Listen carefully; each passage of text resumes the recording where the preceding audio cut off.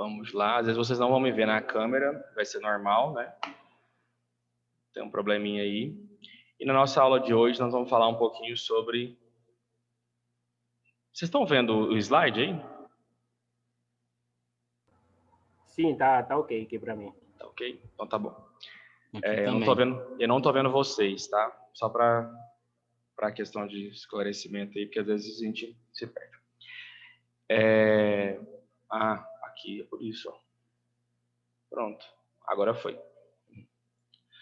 Então, gente, nós falamos na semana passada sobre a questão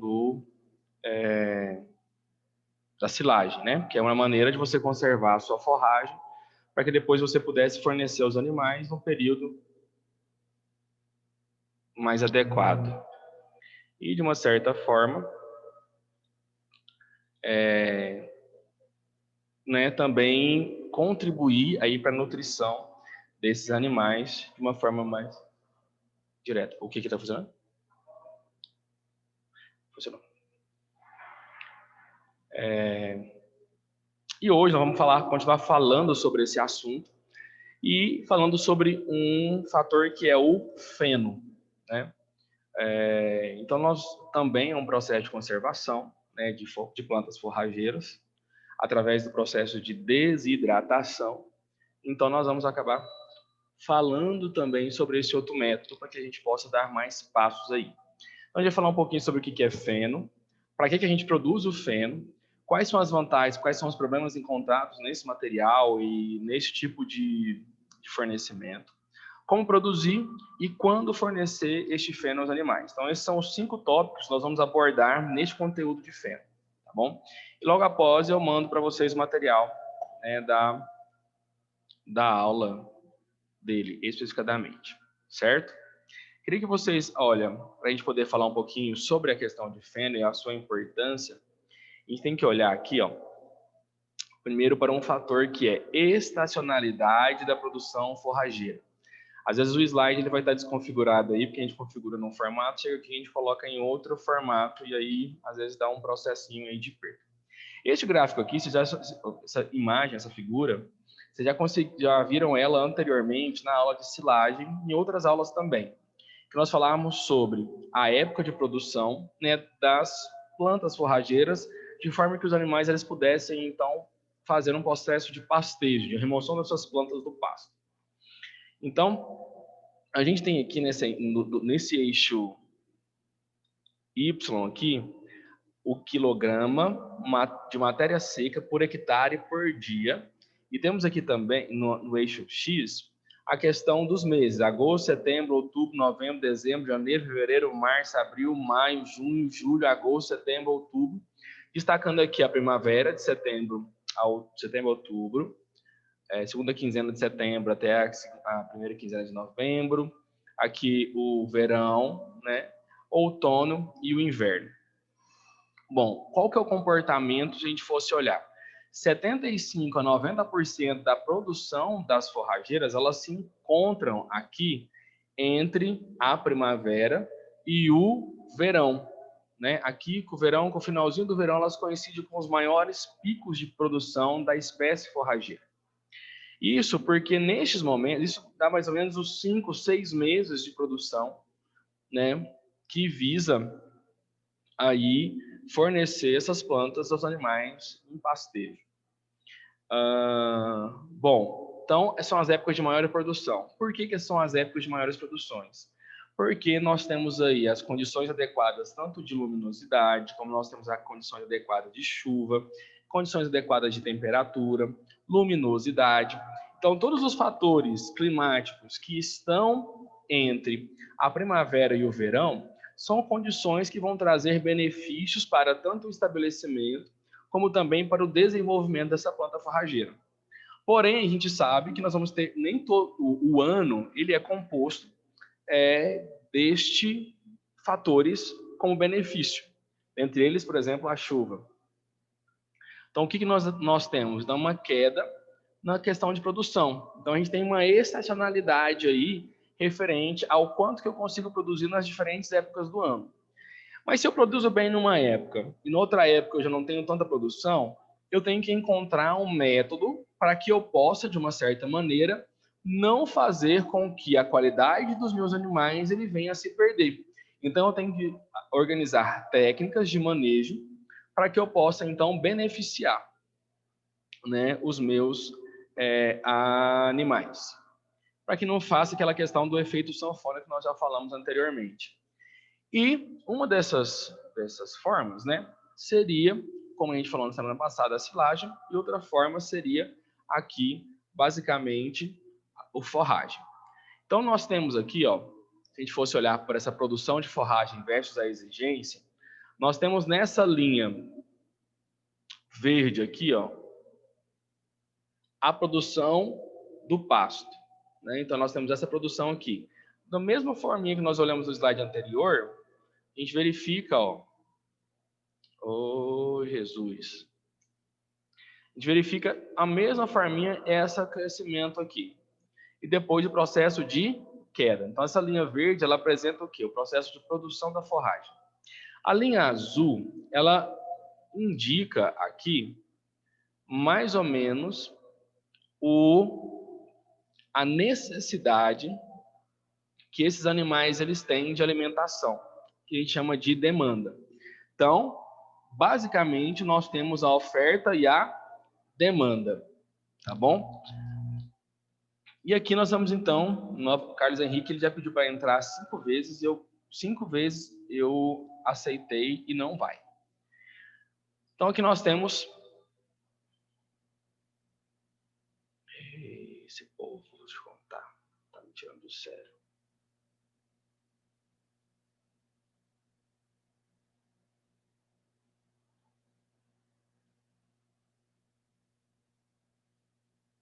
Então, nós temos...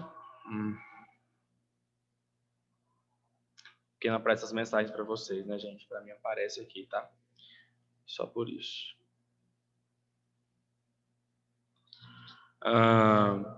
Então, a gente tem o período de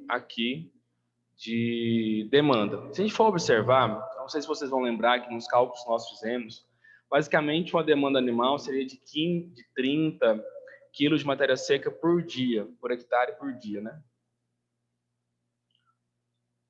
Olha aqui para vocês verem.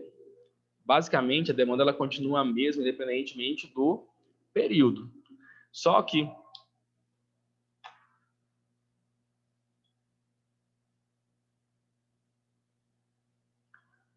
o que acontece? A minha demanda ela continua a mesma, só que a minha demanda ela está a minha oferta ela está completamente mais baixa. Então,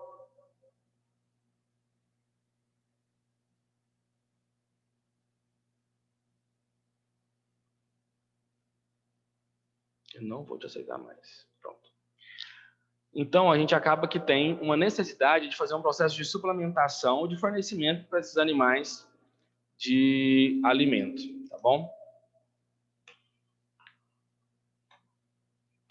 E aí a gente teria, olha que coisa mais boa, como que ficou esse slide? Ficou lindo e perfeito aqui nesse computador. Algumas alternativas para a oferta de volumoso nessa época da seca. Então, o primeiro seria a compra de volumoso, segundo, a utilização de capineiras, terceiro, o processo de ensilagem e o quarto, o processo de fenação.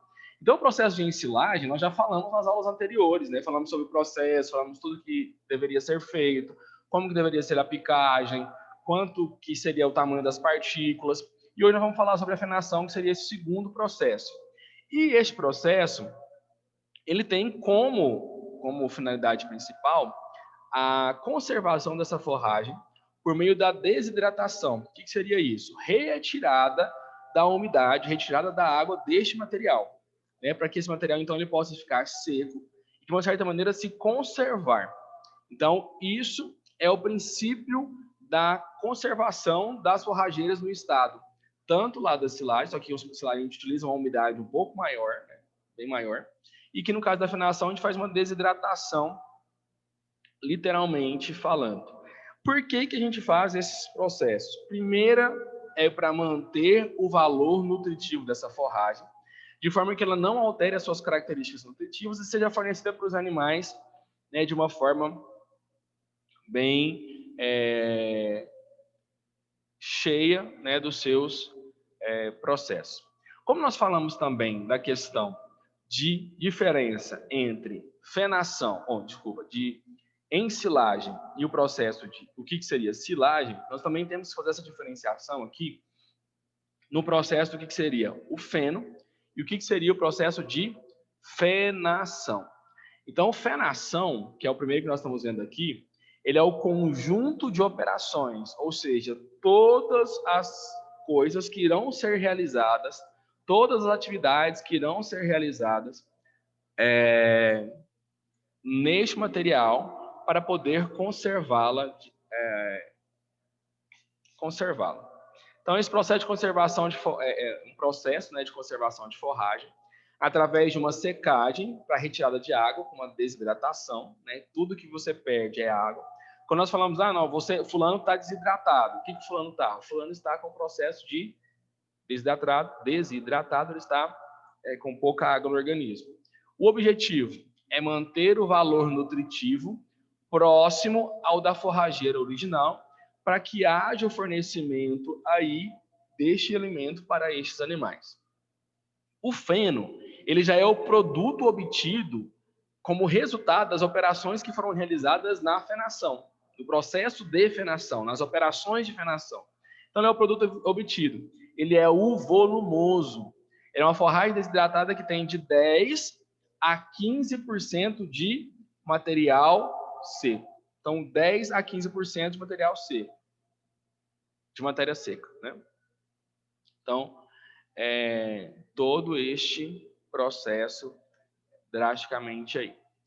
Então, a gente tem alguns fatores que podem ser utilizados, né, para isso. Inicialmente, a gente tinha aí pessoas que não acreditavam muito no fator de utilização do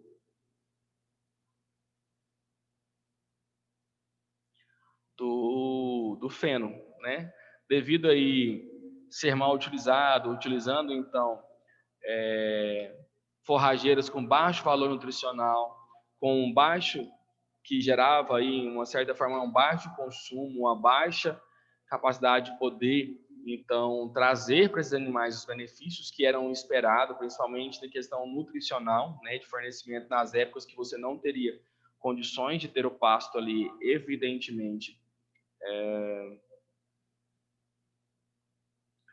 estabelecido, né? E atualmente, hoje você tem divulgado no mundo inteiro esses procedimentos e principalmente em alguns lugares que você consegue então ter essa fonte, principalmente como na Europa e outros lugares, para alimentações tanto dos animais bovinos e também os animais equinos, né? Bois, vacas e cavalos, etc. Para ter aí um aumento, né? Um benefício próximo disso daí. Ai, meu Deus, deixa eu... E, lógico, um aumento aí na questão de você ganhar, dos produtores estarem ganhando, né?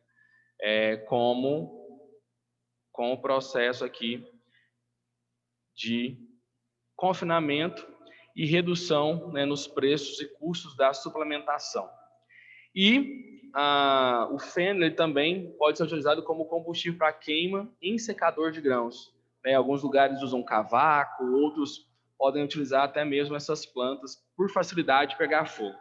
E falar em pegar fogo, a gente já sabe que, principalmente para nós aqui, que é um processo muito fácil, né? Principalmente nós que temos aqui no estado de Goiás, essas queimadas que acontecem aí o tempo todo. Vocês estão conseguindo me ver e me ouvir, gente? Sim ou não? Sim, Rafael. Tá tudo ok aparecendo na tela para vocês? Para mim tá tudo ok aqui. Então tá bom. Vou continuar porque aqui tá uma bagunça. E quais seriam então, se eu tenho, além disso daqui, desse histórico, né? E se eu tenho quais seriam as vantagens que eu tenho em relação, né, ao feno? Primeiro, um armazenamento por longo período. Como a gente pôde ver lá na questão da silagem, quando você retira a água deste material, você tem a possibilidade de conservá-lo melhor e por um período maior de tempo. Foi isso que a gente conseguiu chegar lá e verificar, né? Então a gente teve aí possibilidade de ver até um ano, né? De a gente ter lá aquele produto conservado sem que você precisasse de fazer uma alteração, né? Nesse material.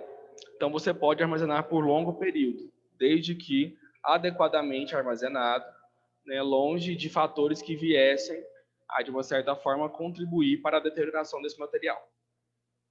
Ele pode ser produzido, a vantagem do feno também, que ele pode ser produzido em grande ou pequena escala, porque você tem aí tanto a utilização de equipamentos manuais ou equipamentos mecanizados para todo o manuseio das operações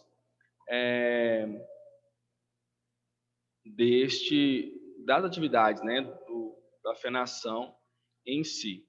Então, você acaba tendo, né, benefícios aí com isso daí. Então, isso acaba sendo bem vantajoso. Porque atende tanto ao pequeno como ao grande, né, e demais. Incorporado ao projeto de manejo de pastagens, conservar o excedente de pasto das águas. Então, isso acaba também sendo um fator, né, de benefício trago, incorporado ao processo de manejo de pastagens, que, né, de uma certa forma, beneficia toda a área. É viável, possível, nas condições das pastagens na nossa região, fazer um processo de fenação? O que vocês acham? Alguém participa comigo? É viável, não é viável? É possível, não é possível? Professor, repete de novo aí. Acontece, não acontece? Se é viável ou possível, nas condições das pastagens que nós temos na nossa região, fazer um processo de fenação. Vou ser sincero, isso aí depende, né? Mas, por enquanto, não é viável, não, né? Por enquanto, nessa época. Rafael. Professor. Espera só um pouquinho. Esquece a questão, vamos prestar bem atenção nisso aqui. Lembra que nós estamos falando de um processo, volta lá no slide inicial, que não é questão de você conservar isso no momento, mas você ter ofertas de material para determinado momento. Então, a gente tem que saber essa diferença aí, tá? Para a gente não ficar perdido. Pode falar, o que estava falando. Isso que deixa perdido compensa, né? Não sei se foi o Natal ou se foi o Kleber que começou a falar. Rafael, Clay. Eu estou tentando falar, só que aí eu fecho aqui para alguém falar. Pode falar, Natal. Eu estou agora. Fala, Natal. Opa. Obrigado aí, Clay, pelo espaço. Ô, professor, eu acredito, assim, que, igual no caso, principalmente para quem, na parte dos equinos, quem mexe com aras, e agora na parte dos bovinos, principalmente, acredita aí no gado de leite, eu acho que é viável, sim, porque tudo vai depender igual no caso, vamos supor, agora, nesse período agora, talvez não seja tão propício, mas já é melhor ter um espaço já pensando para, já, por exemplo, o tempo do inverno, que seja a área que mais necessita, né? Então, eu acredito que é viável, sim. Clay. Eu acredito na viabilidade, sim. Já trabalhei em algumas empresas que produziam. Tem que estar atento a cada variedade, ao período nutricional para fazer o corte no período correto. Uhum. Algumas coisas que aconteceram foi passar por estar chovendo demais, alguma coisa assim, no período de colheita, né, que é o período de maior produção. mas é perfeitamente viável e boa aceitação para os animais, e ajuda muito.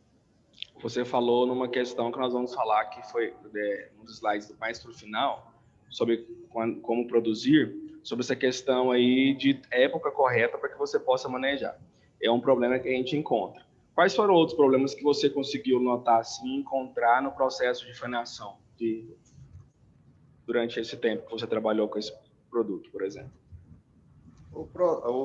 A maior dificuldade era armazenar no período de chuvas, porque ele traz um grande volume. Nós não estamos preparados para isso ainda, né? Não tem como compactar igual a produção de silagem, é um pouco mais complicado. Mas assim, a aceitação dos animais foi muito tranquila. Uma das dificuldades, é que você falou, que vamos ver nos próximos slides aí, é manter um padrão nutricional, né? Que é uma das dificuldades maiores. Mas o restante é muito tranquilo.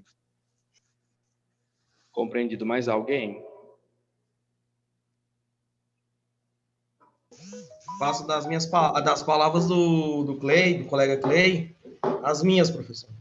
Porque temos várias variedades aí, mas o período de armazenamento e o período de corte e de retirada do campo é muito complicado. Se não armazenar bem direitinho no lugar devido, pode acarretar fungos e outras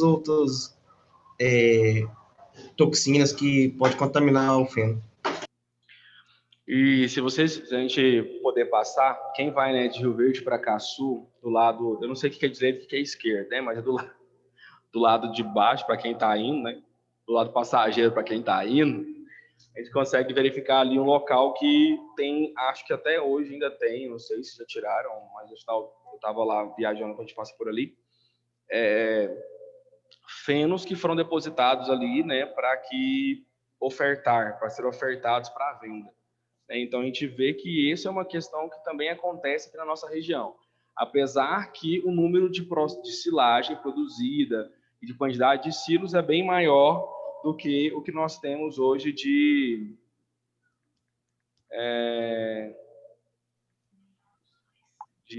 silagem, por exemplo, né? Então, a gente tem essa verificação. Um dos problemas no uso do feno, deixa eu pegar só o ponteirinho aqui, seria necessidade de rapidez na secagem. E essa necessidade de rapidez na secagem, ela pode afetar a qualidade do produto, né? Uma vez que a gente tem aí um fator que está muito envolvido com a forma que se perde água, ela está intimamente ligada à qualidade do material, né? Então, quando você tem esse fator, você tem um problema. Outro problema aqui, até acabei perguntando, aí o Clay citou algo, né, sobre isso, seria que a produção coincide com o período chuvoso. Então, você tem aí possibilidade de ter atraso em colheita, de você ter produtos aí não armazenados de forma correta ou em ambientes corretos, você acabar tendo aí, então, os riscos climáticos favorecidos sobre eles. E um fator também é que apesar de você ter a possibilidade de ter manual e de ter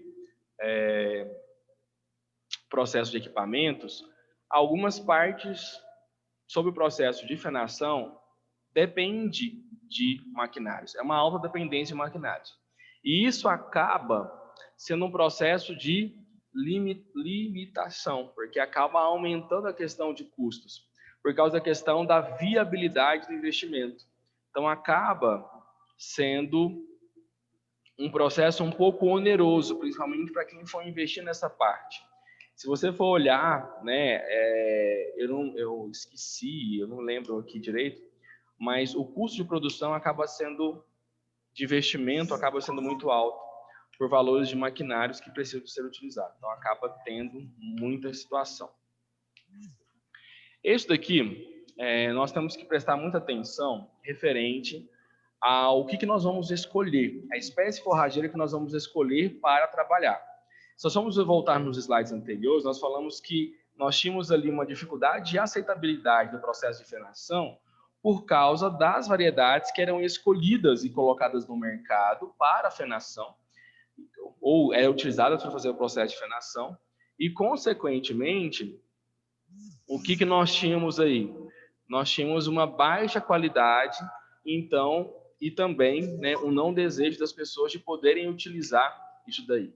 Mas existem algumas características que precisam de ser visualizadas, como, por exemplo, alto valor nutritivo, uma vez que eu estou querendo fornecer aos animais uma continuidade daquilo que é sua necessidade ao longo do tempo. Outro processo, potencial produtivo. Por que potencial produtivo? O potencial produtivo, ele precisa de ser, né, verificado, porque a quantidade que a gente produz do material, ela precisa, então, de ser estabelecida, porque a gente precisa de plantas que possam, então, fornecer uma quantidade de material muito grande, porque a gente vê aqueles pacotes de feno, aquelas coisas todas, então, a gente percebe que faz o quê? Demanda aí muito material. Então, isso também é um fator que pode, de uma certa maneira, vir, né, a afetar isso daí. Então, a gente tem que ter essa observação quanto a essas características que são necessárias para esse processo. Outra, facilidade de corte, porque você não pode, como você tem procedimentos que são manuais e procedimentos que podem ser utilizados com maquinário, você não pode ter uma dificuldade aí para corte. Então, você tem que ter algumas características específicas. Outra, capacidade de rebrotação, porque você vai retirar essa planta do campo, tem que respeitar a sua altura de rebrota, como o Clay até tinha falado para nós. Acho que foi uma questão que o Clay mesmo falou na aula anterior, né, sobre isso, né, se a gente precisava de deixar essas plantas aí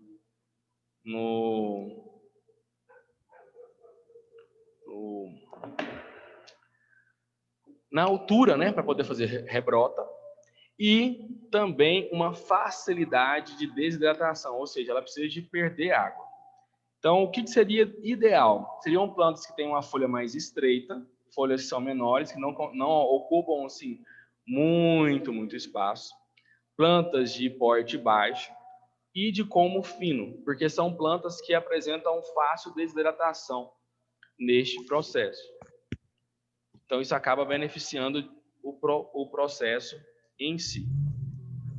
Aqui, nós temos umas, para a gente poder verificar, umas que são as bem mais utilizadas, tá bom? Alfafa, que é de clima temperado, lembrando aquela questão que nós falamos, né, de um e outro. O Tifton 68 e 85, que é a espécie novo dom. A gente tem hoje, né, claro, principalmente na nossa região, o Tifton como o mais explorado. Oi.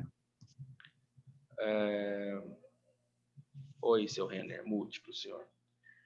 E o cross-cross, né? Então, a gente tem aqui esses três que também está aqui no gênero, né, do Sinodon. Então, a alfafa, o Tifton e o cross-cross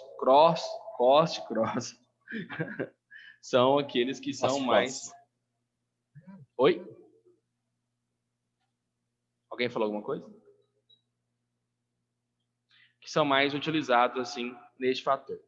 E quais são as características aí que a gente teria entre essas daí? Por que a gente tem utilização maior também de Tifton 85 quanto à questão do Tifton 68? Primeiro, as folhas em relação a pelos, largura e cor, os caules em relação a diâmetro e textura, os estolões em relação a diâmetro, cor e as raízes em relação a rizomas. Então, a gente tem algumas características, né? O Tifton 85 tem poucos pelos, enquanto a Tifton 68 tem bastante. Isso, lembrando que a questão dessa quantidade de pelos, elas podem interferir basicamente na aceitabilidade e palatabilidade desses animais. Então, quando você tem uma quantidade maior desses pelos que já estão em campos, você pode ocasionar algum tipo, quanto mais, né, mais prejudicial vai ser. e, consequentemente, então, para o caso que nós estamos falando especificadamente, que são para esses fatores, você teria, né, uma situação assim. Então, a largura é estreita, a cor verde clara, o caule e o diâmetro são finos, os diâmetros do Tifton 68 são grossos, então acabaria você tendo uma possibilidade de perder água mais lentamente aqui do que dos caules do diâmetro fino. As texturas aqui são lisos e a textura do Tifton 68 são ásperos. Os estolões médios vigorosos no 85 e grossos no 68. A cor roxa, né? E as raízes com e sem rizomas. Então, são alguns fatores que poderiam, de uma certa maneira, interferir. A gente tem nessa imagem aqui, então, né, uma alfafa, que é uma leguminosa, utilizada aí para o processo de fenação, se bem que nós temos uma quantidade mais limitada de leguminosas do que comparado a uma questão de gramíneas. O Tifton 85, deixa eu só subir aqui para vocês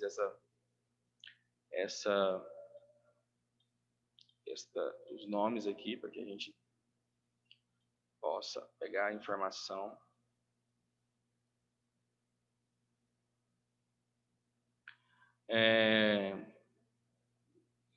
E uma das características seria que ele apresenta uma estacionalidade de produção mais pronunciada. O que seria isso? Se a gente for verificar, ele está muito ligado à característica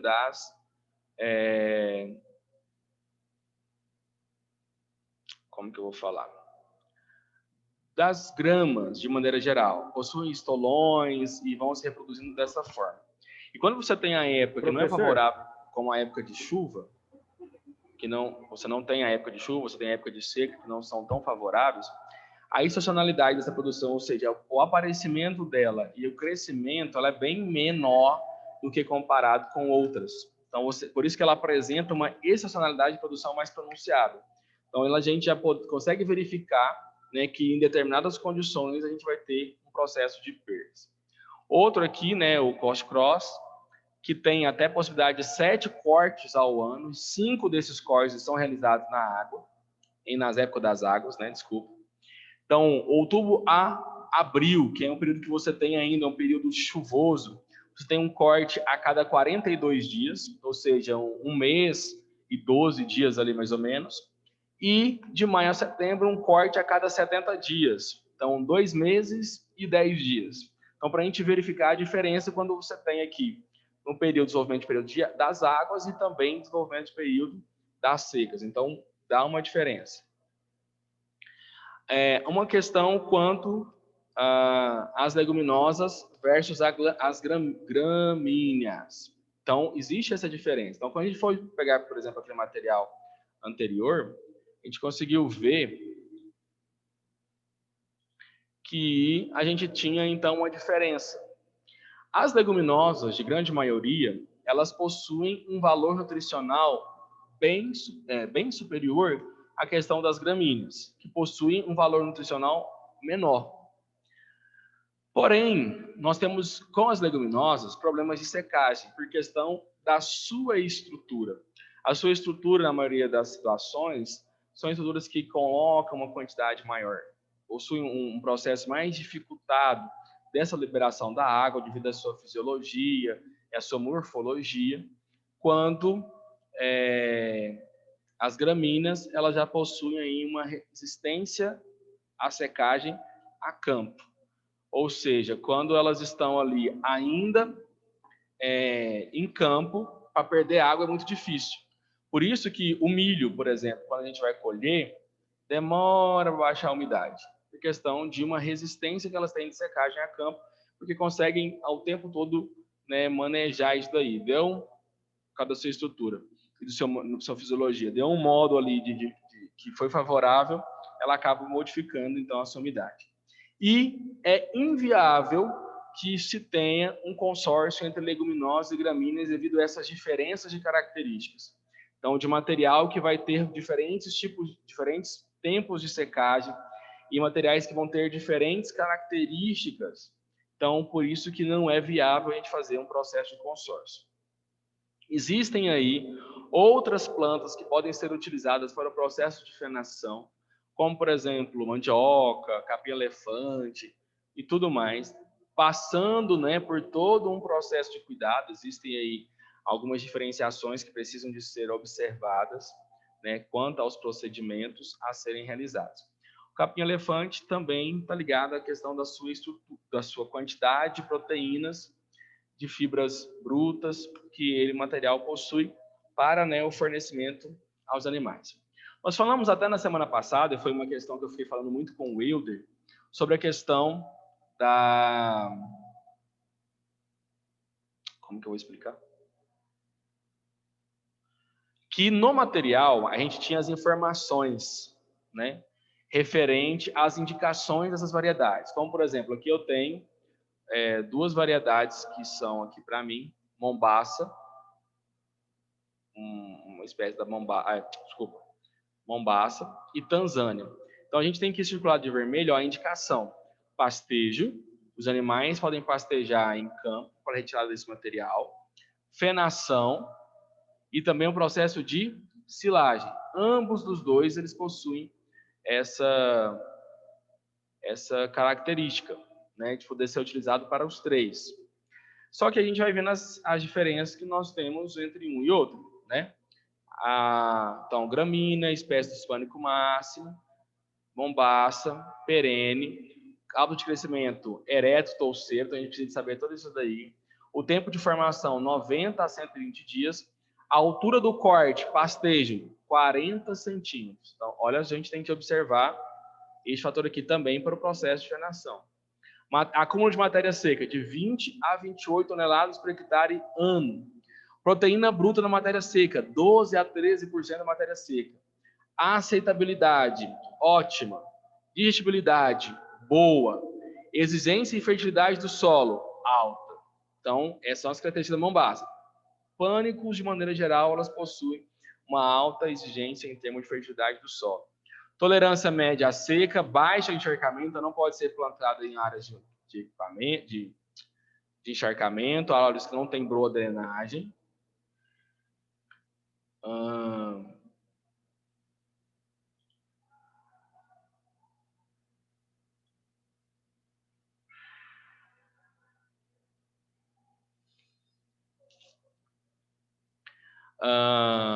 E aqui, né, resistência, tolerância alta a cigarrinhas e tolerância média a frio. Então, o plantio na estação chuvosa, aparece aqui a adubação. Então, todas as informações você encontra nos catálogos que são disponibilizados pelas revendedoras para o material, né? A forma de semeadura em linha, a lanço e aéreo, as recomendações do valor cultural, que nós já estudamos em sala de aula, e os equipamentos que podem ser utilizados. Então, existem aí, né, as suas diferenças em questão. Olha só para a gente ver aqui, Maasai e Laneiro, outra região. Estão indicados pastejo, fenação e silagem. Olha esse aqui, pastejo direto de bovinos, ovinos e fenação, mas não é indicado para silagem. Então, cada variedade a gente vai poder conseguir, de uma certa maneira, observar, né, essas características.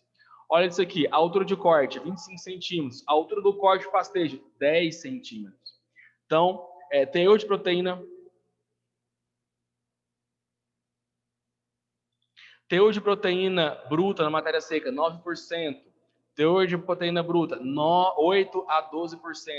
Então, a gente verifica, né, todas as diferenciações que vão tendo aí, né, com o respeito que a gente tem que ter na altura de retirada, de corte, para que a gente possa facilitar o processo de rebroto, né, deste material.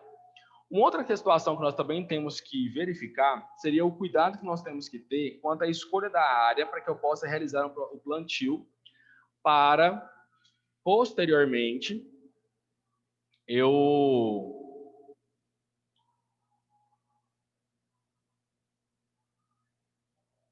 Oh, Jesus. Tem dó.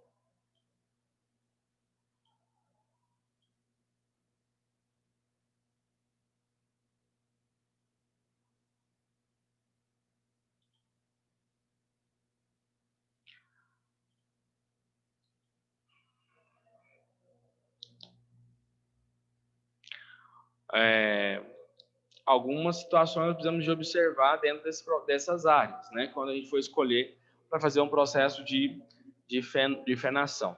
Então, primeiro, a topografia plana.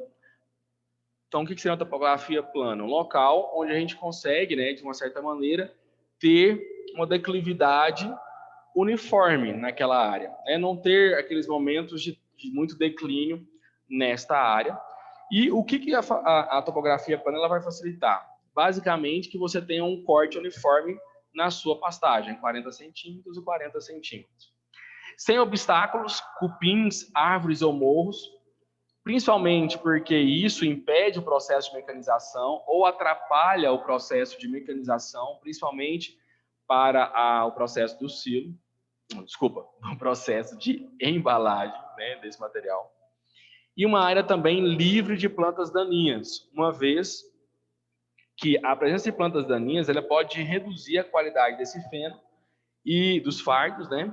E, consequentemente, também as plantas daninhas acabam acumulando uma quantidade de água e trazendo uma umidade muito maior devido à dificuldade que elas têm também de perder água e secar com facilidade para o material. Então, isso acabaria impedindo e trazendo muitas características indesejáveis.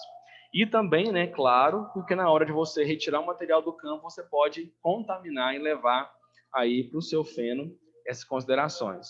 Então, por isso que a gente verifica aqui, ó, então, o terreno mais plano, ele seria eficientemente para a retirada do material e para todo o processo de mecanização que precisa de ser feito, né?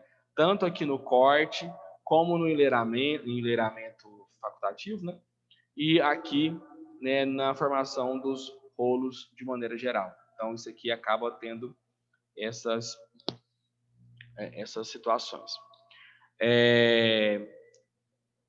Outra questão também seria o preparo do solo na formação. Né? Muitas pessoas elas fazem todo um procedimento positivo, mas esquecem aí de um ideal. A gente tem que verificar lá, né, as características daquela variedade. Muitas delas são altamente exigentes em termos de fertilidade, principalmente do gênero dos pânicos. Então, você acaba tendo aí uma grande dificuldade. E também, né, cuidar, logicamente, quando você precisar de fazer o processo de mudas e a inserção dessas mudas aí na utilização. Porque dependendo do equipamento que também você vai utilizar, podendo ser manual ou semi-mecanizado, você vai ter uma dificuldade quanto esses fatores. Principalmente está aqui, ó, o plantio de mudas com o sucador de 3, gasta mais ou menos 3 toneladas de muda, e com a grade com o processo de preparo do solo com a grade niveladora, 4,5 toneladas por hectare de mudas. Então, a gente tem diferença aí de 1,5, 1,5 tonelada, né, de diferença entre o processo de preparo do solo com um e com o outro. E com isso, o que acontece? Todo mundo sai perdendo. Né, principalmente por questão de quantidade. Então, é horrível.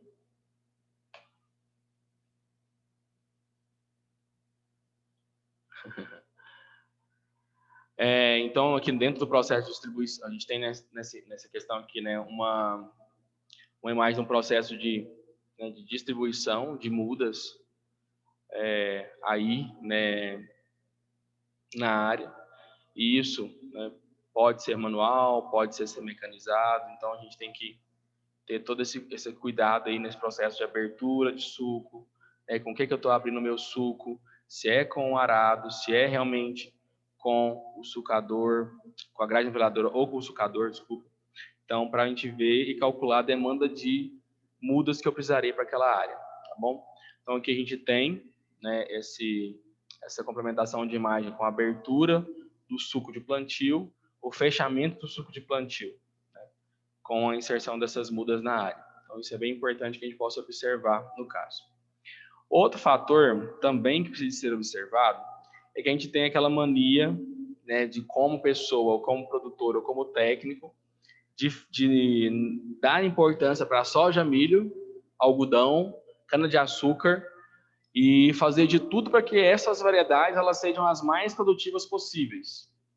E às vezes a gente negligencia algumas outras, achando que elas são mais rústicas ou que a finalidade delas não está muito ligada naquele processo, mas é preciso que a gente esteja atento a todas as operações que precisam de ser realizadas e que precisam, então, de serem tratadas dentro do campo de produção da forrageira que você vai utilizar, tanto para feno, como para silagem, como para pasto, para qualquer coisa que seja. Põe isso na cabeça. Eu preciso cuidar de uma planta como se fosse uma cultura importante. Então, tá aqui, ó. Tratar a planta forrageira como uma cultura importante. Repitam comigo. Tratar a planta forrageira como uma planta importante. Mais uma vez. Tratar a planta forrageira como uma cultura importante. Para ficar fixo. Tratar a planta forrageira como uma planta importante. Por quê? Estamos envolvendo fator produtivo aqui. E outra situação que a gente precisa de entender. Exportação de nutrientes. Eu faço a minha adubação, a minha planta absorve esse nutriente que estava ali. Se essa planta, se o seu animal se alimenta ali, ele vai colocar a deposição dos restos fecais dele na área, então aquele nutriente ele pode retornar depois de processada a matéria orgânica para a área. Quando você está tirando material, como por exemplo a silagem, ou está tirando, por exemplo, o feno, você está exportando nutriente. Então é preciso que você fique atento sempre para ter um processo de reposição desses nutrientes na área, no campo. Então, preciso fazer essa reposição de nutrientes, calagem e adubação. Tratar a planta forrageira como uma cultura importante. Novamente, tratar a planta forrageira como uma cultura importante. Eu poderia ser um coaching para motivar vocês, motivar as plantas a serem tratadas bem. Mas eu não sei nem vender sapato, então é difícil. Alguns cuidados aqui. Nossa Senhora, é para tirar a paciência de qualquer um. Você vai ver se eu não vou encerrar a aula agora.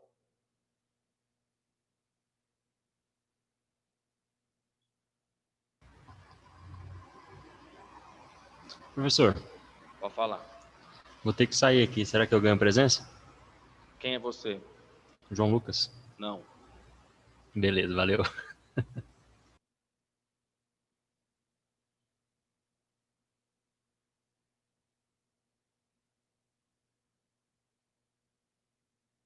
Tira isso aqui.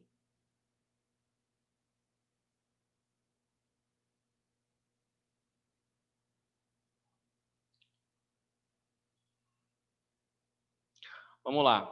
O estabelecimento. Alguns cuidados nós temos que ter. Tchau, João Lucas. Estabelecimento, logo. Estabelecimento. Vai falar que eu estou expulsando da sala. Estabelecimento. O controle de plantas invasoras. Por que esse controle inicial ele precisa ser realizado? Como a gente estava lá na aula prática, no dia lá, nós ouvimos falar sobre a questão de existência de poucos produtos ou de nenhum tipo de produto que visa o controle de plantas invasoras dentro da área de produção de pastagem. Por quê? Porque a fisiologia dessas plantas elas são muito próximas. Então, quando você quer atingir um, você pode acabar atingindo aquela que você precisa. Está comercializando, né, que é a sua fonte. Então, isso acaba tendo muitos problemas aí quanto a essa situação. Então, por isso que a gente tem essa oscilação aí, a gente tem essa dificuldade de ter produtos registrados. Então, como que a gente vai fazer essa questão de controle? Através de outros tipos de métodos culturais, métodos mecânicos, métodos físicos, para que a gente possa evitar o máximo possível a proliferação dessas plantas daninhas nessa área. Só que tem uma situação que a gente precisa de ter controle, que é principalmente no estabelecimento. Então, você fazer aí uma dessecação anteriormente ao plantio, né, respeitando, claro, o período de carência para que você, período de permanência do produto na área, para que você possa, então, iniciar o seu plantio da espécie forrageira. Então, isso precisa de ser, né, verificado. Porque depois que essa planta entra na área, ela consegue fazer um processo de competição muito grande e de reprodução também muito grande, quanto superior à planta forrageira que você está utilizando ali em campo. E ela é tão vigorosa que a questão de você ter o crescimento dela acaba sendo muito mais rápido e ela acaba alcançando alturas muito maiores do que a planta que nós estamos desejando ali estar. Então, dentro de um campo de feno, você precisa observar esse controle de plantas daninhas. No manejo, promover homogeneidade, produção e altura de plantas. Então, quando a gente vai fazer aquele estabelecimento aqui, ó, que é isso que nós estamos vendo aqui, distribuição de mudas em campo para plantio, né, do plantio. Esse processo aqui de operacionalidade, já um processo aqui no caso manual, e aqui uma questão mecânica, aqui na verdade é semi-mecanizado, né, que é a abertura do suco e o plantio manual. E aqui a gente faz o processo mecanizado e tem que seriamente promover que os espaçamentos sejam corretos, que as profundidades sejam corretas e sejam mais próximos possíveis das condições que são dadas às diferentes plantas. E também, né, a altura dessas plantas, quanto à questão de nós entrarmos com uma plataforma de corte. E isso também pode estar intimamente ligado a outro fator, que é a topografia do terreno, né, que nós falamos um pouquinho, e os cuidados na adubação que precisam de ser feitos, lembrando que tratar a planta forrageira como uma cultura importante. Tratar a planta forrageira como uma cultura importante, não negligenciar. E também impedir, né, que dentro desse processo de manejo, aí, quando a gente vai promover a homogeneidade, a gente tenha aí uma rebrotação desuniforme. A gente faz esse processo aí de rebrota e ela seja completamente diferente entre as plantas em si, devido aí ao meu plantio ter sido, né, com processos diferentes, alturas diferentes, ou meu corte ter sido realizado em alturas diferentes das diversas plantas. Então, isso a gente tem que tomar o maior cuidado possível e para não ter, né, nenhum tipo de problemas quanto a isso, tá bom? Os próximos passos que a gente dará aqui agora é falando sobre o processo. Eu não vou continuar aqui, porque esse negócio aqui está me irritando. Com os processos da afenação em si. Como que a gente procede à afenação.